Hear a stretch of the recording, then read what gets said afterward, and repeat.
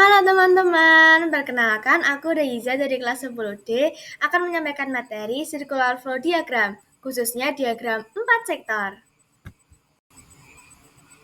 Halo teman-teman, perkenalkan aku Deiza dari kelas 10. Sebelumnya, kalian tahu nggak sih apa itu Circular Flow Diagram?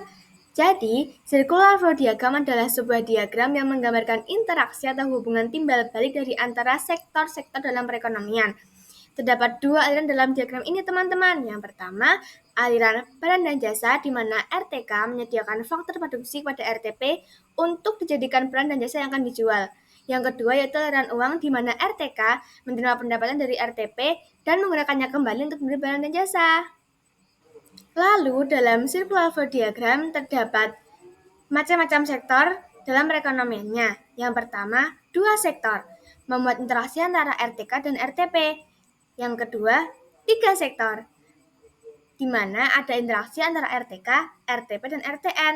Yang terakhir adalah empat sektor. Empat sektor ini mencakup hingga ke RTLN, teman-teman, di mana terdapat perdagangan internasional melalui ekspor dan impor.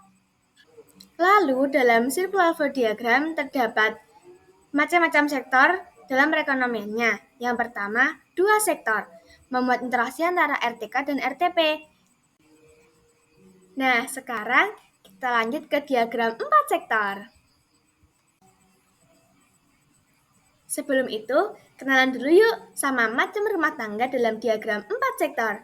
Yang pertama adalah RTK. RTK atau rumah tangga konsumen merupakan penyedia faktor produksi untuk RTP dan mendapatkan pendapatan yang kemudian akan digunakan untuk membeli barang ataupun jasa.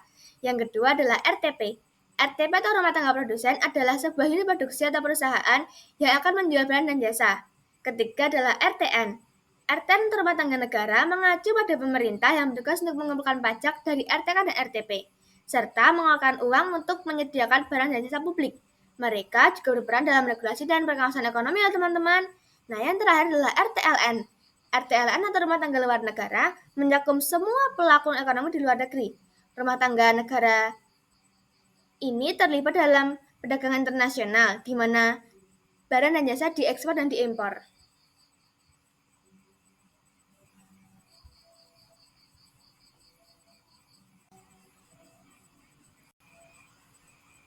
Kemudian untuk macam pasarnya, yang pertama adalah pasar input. Pasar ini menyediakan faktor produksi berupa tanah, tenaga kerja, modal, dan kewirausahaan atau sumber daya yang dibutuhkan perusahaan untuk menghasilkan barang dan jasa. Pasar input juga dikenal sebagai pasar faktor produksi. Contoh pasar input adalah pasar tenaga kerja. Yang kedua adalah pasar output. Pasar ini memperjualbelikan barang dan jasa hasil produksi. Contohnya adalah pasar barang, pasar jasa, pasar uang, dan pasar modal.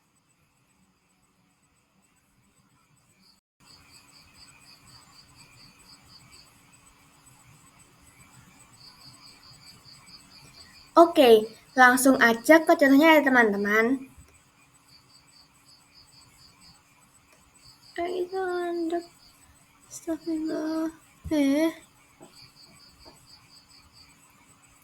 Jadi di diagram ini terdapat RTK, RTP, pasar output, dan pasar input.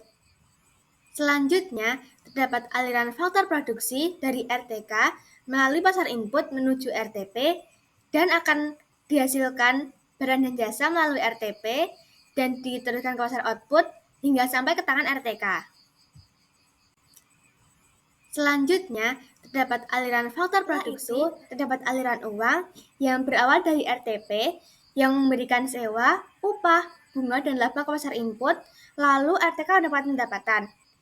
Selain itu, RTK melakukan pembelanjaan ke pasar output sehingga RTP mendapat pendapatan. Setelah itu, terdapat aliran uang yang berawal dari RTP yang memberikan sewa, upah, bunga, dan laba ke pasar input, lalu RTK mendapat pendapatan. Selain itu, RTK melakukan pembelanjaan ke pasar output. Selanjutnya terdapat RTN yang memberikan subsidi kepada RTK dan RTP. Lalu RTK dan RTP memberikan pajak kepada RTN. Selanjutnya terdapat RTN yang memberikan subsidi kepada RTK dan RTP. Lalu RTK dan RTP memberikan pajak kepada RTN. Selanjutnya, diagram ini semakin kompleks dengan adanya RTLN, di mana terdapat ekspor dan impor. Selanjutnya, diagram ini semakin kompleks dengan adanya RTLN, di mana terdapat ekspor dan impor. Selanjutnya, diagram ini semakin kompleks dengan adanya RTL. Yeay, sudah selesai. Jadi, segitu dulu ya teman-teman materinya. Sampai jumpa. Terima kasih.